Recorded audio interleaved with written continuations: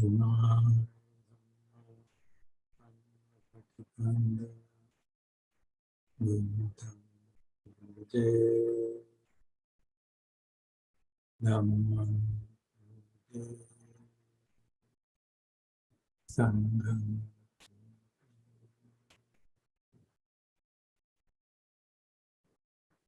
the blessings of the triple gems so that our interaction be fruitful and enriching.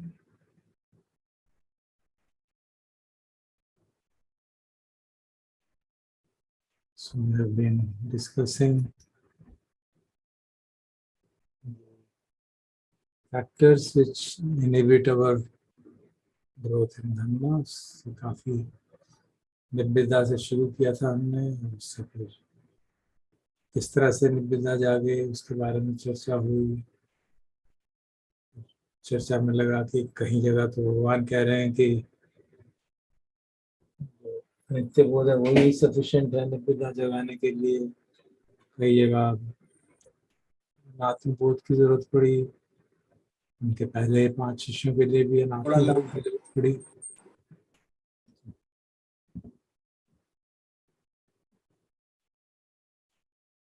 कई जगह भगवान कहते हैं कि हमें 10 संज्ञा का अभ्यास करना चाहिए। तो दिखा कि कई जगह अपरेंट कॉन्ट्रडिक्शंस हैं और उन कॉन्ट्रडिक्शंस को रिजॉल्व करने का प्रयास कल किया गया कुछ। तो ये कॉन्ट्रडिक्शन हमको कंफ्यूज कर देते हैं और कई बार we take a softer route. कोई कहते हैं, एक टीचर हमें कहते हैं, एक सूत्र कहता है सैरागं व चित्तं सैरागं चित्तं तिपजानाति। कुछ नहीं करना है, सिर्फ जो हो रहा है उसको देखते जाओ, डू नथिंग। दूसरी तरफ से कहा जाता है work hard to remove your defilements as if your head is on fire. कल हमने सच्चित्त सुक्ता सुना पढ़ा था, उसमें जो शब्द यूज करेंगे इतने स्ट्रांग हैं कि किसी के जो उदाहरण दिया गया जैसे किसी का सिर पे आग लग गई हो, कपड़े में आग गया, तो कितनी कोशिश करेगा, कितनी आतुर रहेगा अपने आग को बुझाने में। उसी तरह से हम एक साधक को, आपको भी एक्स्ट्राऑर्डिनरी छंद, अधिमत्तो छंदो व्यायामो उत्साहो उत्सवलही, बहुत एक्स्ट्राऑर्डिनरी डिजायर, एफर्ट, उत्साह, एंथुजियाज्म, अपवर्तनी च सती। अपवर्तनी मतलब जो वापस ना जाए, कंटिन्यूअसली लगा रहे। और सती और संपजन्य से कोशिश करनी चाहिए कि हमारा जो अकुशल चित्त का धम्म जागा है उसको हटाया जाए। और अगर हमको कोई often, it is referring to, if you note that we have often anger, often desire, lust, और often we are subject to restlessness, then we should work on them. तो एक तरफ से ये बात है, दूसरी तरफ से ये बात कही जाती है कि कुछ नहीं करना है। तो कल हमने इसको समझा कि कैसे किस परिस्थिति में क्या उपयुक्त है। इनमें आपस में गतिरोध नहीं है, विरोध नहीं है। Depending on situations we have to do this और दैट। एंड इसी तरह से इसी बात को एक और तरीके से हमने कल देखा था शायद संक्षेप में, कि एक बात तो अजान चावी कहते हैं, just sit and observe who comes and goes. उनपुर भी हमें कहते रहते हैं ट्रुथ, ट्रस्ट इन अवेयरनेस। और अगर आपने कल का प्रवचन सुना तो उन्होंने शुरुआत की ट्रस्ट इन अवेयरनेस से, और बीच में बात शुरू हो गई कि इमोशन जागे तो you should investigate suffering and try to find out what is the cause of suffering. क्या तृष्णा है उसको पता करना चाहिए, उसका प्रहान करना चाहिए, अंडरस्टैंडिंग करनी चाहिए। Then again you have to do so many things. So what do you do? Again depending on the situation. If the arising phenomena is easily observable and we don't get carried away by it, fine. If it is strong, then we need to, and it really captures our attention again and again, it is one of those factors which we often feel, then we need to investigate. In fact, every situation, मन में कोई भी संखार जागता है तो वो दुखी होगा, और उसको इन्वेस्टिगेट करना, प्रथम आर्य सत्य मानना और उसको समझना, उसके पीछे कौन सी तृष्णा है वो समझना, और उस तृष्णा का प्रहान करना, it's a great learning for us from suffering. If we don't do this, we miss that learning. So it's a very important thing. Then we often have a listen, खास तौर पे आजकल जो माइंडफुलनेस का बहुत प्रचलन है, बहुत अच्छी बात है, उसमें सिर्फ यही कहा जाता है non reactive non judgmental awareness. तो बेसिकली अटेंशन रेगुलेशन की एक्सरसाइज हो जाती है. वो शुद्ध सती है, सम्मा सती नहीं है.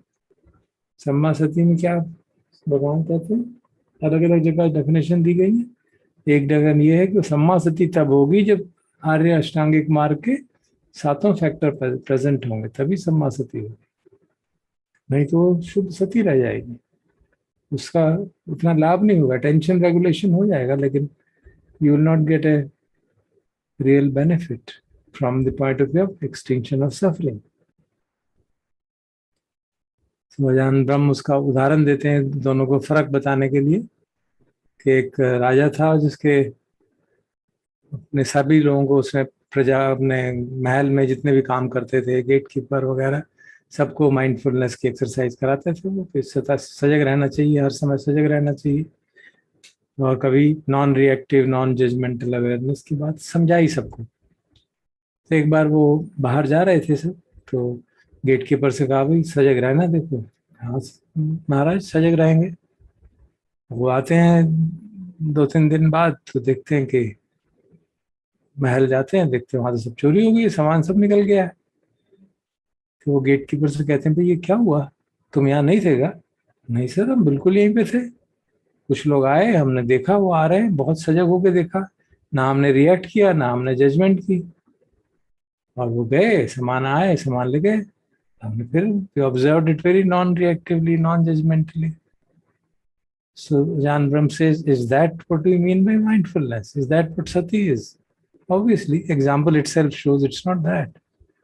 Non-reactive does not mean no action, but action done with sati and panya. हमें इंस्टिंक्टिव रिएक्शन नहीं करना, लेकिन पन्या को छोड़ना नहीं है. सती के साथ संपजन्य होगा तभी वो सम्मा सती बनेगी.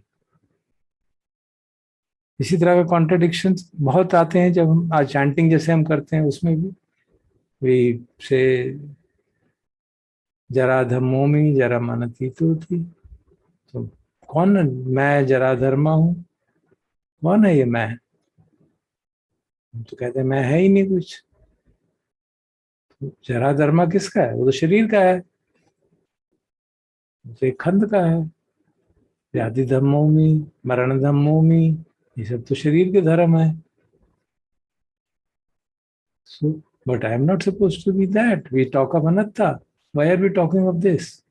So you have to see, this is a conventional language. As long as we are not established in anatta, as long as हम में अत्ता भाव है, इसी तरह जब मैत्री करते हैं, अहम अवेरो होमी अव्यापज्यो होमी अनिगा होमी, तो किसकी बात हो रही है? Who is the अहम?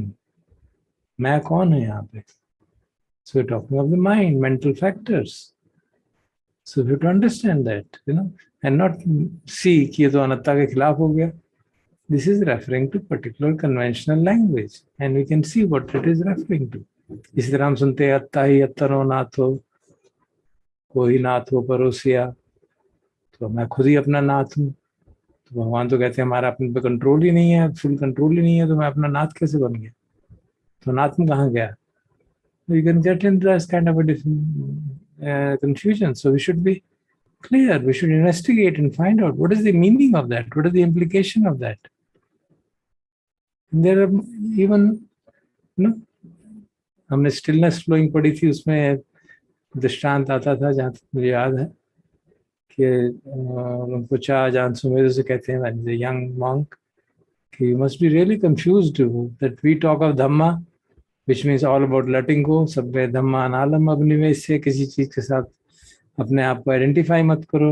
And then we talk Vinaya, इसे adhere to the rules scrupulously, इनको पक्का मानो, इनको समझो, इनके साथ हमेशा चिपके रहो, रूल्स को फॉलो करना है कंटिन्यूसली. तो ये कंफ्यूजन है. एक तरफ से कह रहे हैं लेट गो, एक तरफ से कह रहे हैं hold on. So, of course, Charles says, when you understand this dichotomy, then you'll be fine. Then you'll really understand them. So we have to really see that these are not contradictions, these are advices pertinent to the particular situation. इसी तरह से अनत्ता और principle of Karma, इस पे बहुत doubt है रहते हैं, हमने हालांकि इस पे चर्चा कर चुके हैं, तो मैं चर्चा नहीं करना चाहूँगा. We have to reflect on it and be absolutely clear. जब मैं नाम की कहते हैं कोई चीज नहीं है, ये कहा जाता है अनात्मबोध, या मैं 5 खंड नहीं हूं, तो मैं क्या हूं? प्रिंसिपल ऑफ कर्मा किसको लगते हैं, किसको लग रहा है?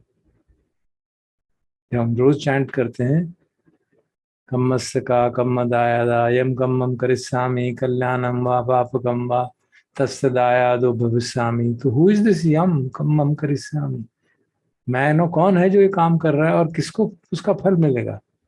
हम तो कह रहे हैं अनात्मा है, कोई है ही नहीं, 5 खंडों में नहीं है, तो क्या है ये?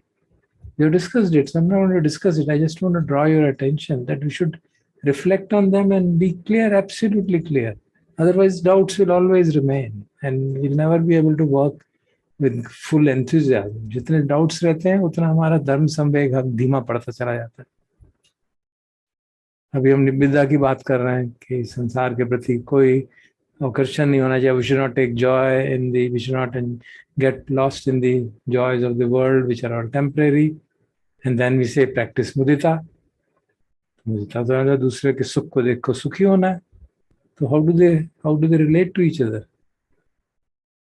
So we have to see such difficulties and understand that a reconciliation of these apparently contradictory statements is a very crucial part of understanding Dhamma and practicing it. That's why I chant Imai Dhamma Anu Dhamma Patipadya. Practicing Dhamma in accordance with Dhamma will happen only when we are absolutely clear. There's no vichikitcha, no doubt, which is one of the second important factor in the lower fetters.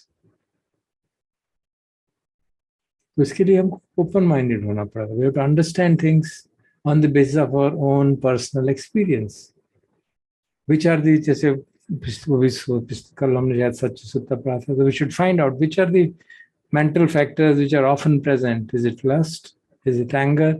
Is it irritation? Is it restlessness? Is it doubt? That we have to find out from ourselves. And then what is the antidote for that? And then find out what is the antidote for that and apply it, so that those factors which are often present in our mind, we remove the cause for that. Because they are all conditional factors. And if we remove the conditions, they will not arise. And our practice will bear more fruit. तो openness जो है वो बहुत आवश्यक है हमारे को. Even basic teachings we have to see in variety of ways. So I just want to quote 2 examples. एक संयुक्त निकाय में 56.19 एक सूत्र है, संकासान सूत्र, which means example, sankasa या implications. What is the Lord saying? Idam dukkham arya satchanti bhikkave maya panyatam. ये दुख का आर्य सत्य है जो मैंने ठीक से समझाया है. तथा अपरिमाण मन्ना अपरिमाण व्यंजना अपरिमाण संकासाना इतिपिदम दुक्खम आर्य सत्य. ये दुख आर्य सत्य की जो स्टेटमेंट है, इसको अपरिमाण मतलब इसका परिमाण नहीं हो सकता, इनन्यूमरेबल तरीके से उसको समझा जा सकता है. उसकी इन्यूमरेबल नुआंसेस हैं, इन्यूमरेबल डिटेल्स हैं, इन्यूमरेबल एक्सप्लेनेशंस हैं, इन्यूमरेबल implications हैं. And then he says the same thing about second noble truth, third noble truth, fourth noble truth. And then what should be done? Therefore, bhikkhus, idam dukkhanti yogo karniya. You have to put effort. Exertion should be made to understand it. In all the varieties it is possible. So that depending on what is applicable to you, you can choose. So it's a very, I think in my opinion, important sutta to understand it. We are responsible for understanding them. Of course, there are standard explanations given by great masters, and we respectfully understand them, accept them. But there are various nuances possible.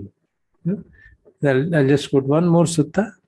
There's a sutta in Anguttara Nikaya 6.61. It's some people call it Parayana Sutta, some call it Majjhe Sutta, so that's it.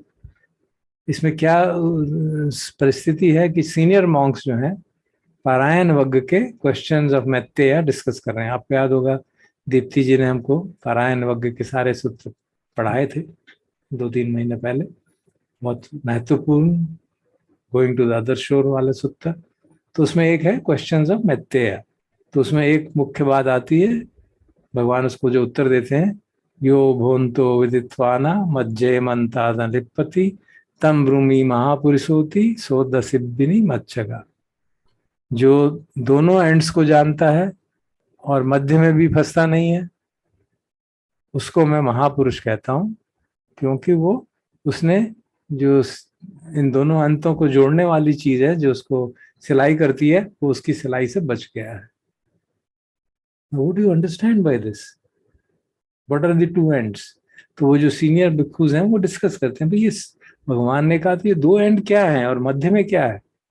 There are 6 bhikkhus there, very senior, and all of them give different explanations for that. कोई कहता है एक अंत जो है नाम है, दूसरा अंत रूप है, मध्य जो है विज्ञान है। कोई कहता है एक अंत जो है होलसम कम्मा है, एक अंत अनहोलसम कम्मा है, दूसरा नीचे का न्यूट्रल कम्मा है। कहता है सुखद वेदना है, दुखद वेदना है, अदुखद असुखद वेदना है, and they give so many explanations. जो सिलाई करती है वो क्रेविंग है, जो हमको इनसे इन दोनों से जोड़ देती है। Then they decide, okay, let us go to the Buddha. They go to Buddha and tell Bhante, हम लोग ये चर्चा कर रहे थे और हमने ये 6 ने अलग अलग ही मतलब निकाल दिए, हम में से कौन ठीक है। And what does Buddha say? Sadhu Sadhu, you all of you are right. आप सबने जो कहा वो ठीक ही कहा है, कोई गलत नहीं है। तो हाँ, मेरा जो आशय था जब मैंने ये कहा, उसको ये आशय था, उन 6 में से एक वो होता है। So what do we understand? That we have to develop an understanding of the teachings of the Buddha in our own way, using our own experiences, using our understanding. You can have a verse, 4-line verse, and you can have 6 different explanations, and Buddha says all of them are right. So that gives us the hope that, yeah, we should, and gives us a challenge and a responsibility of understanding Dhamma.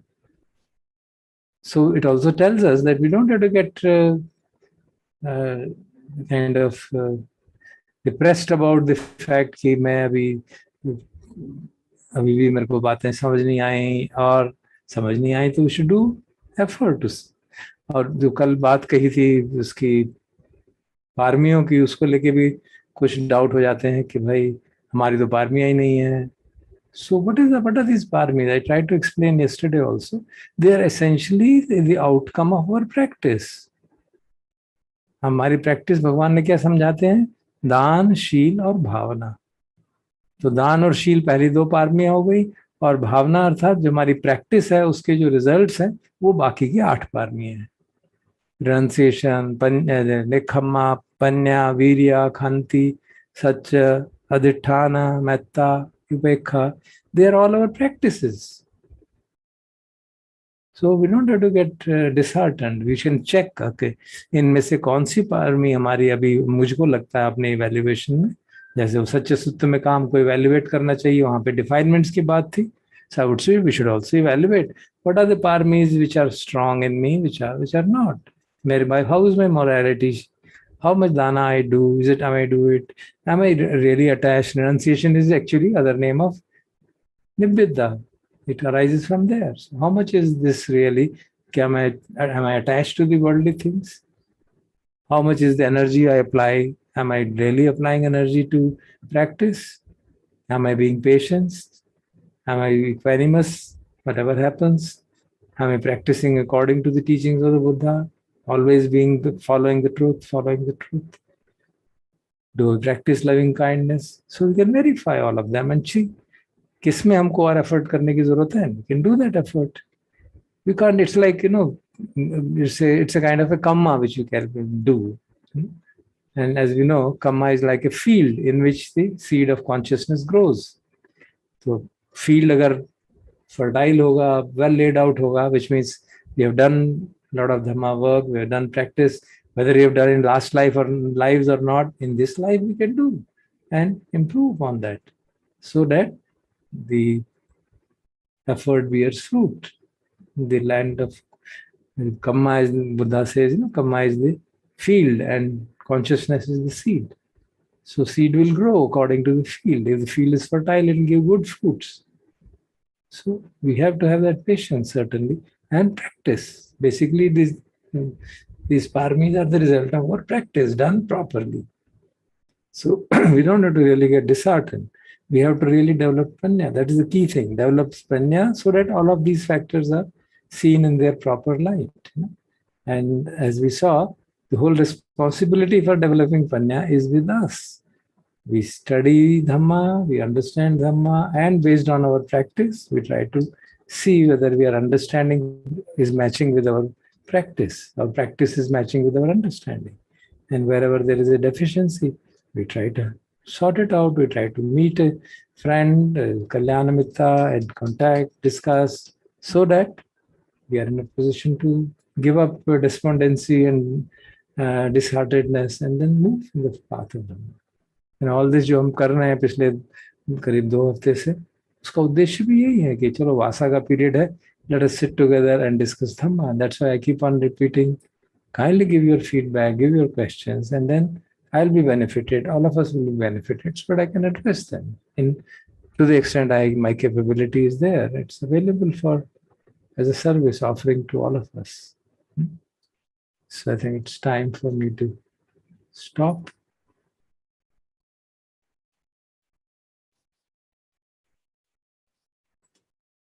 Thank you. Thank you.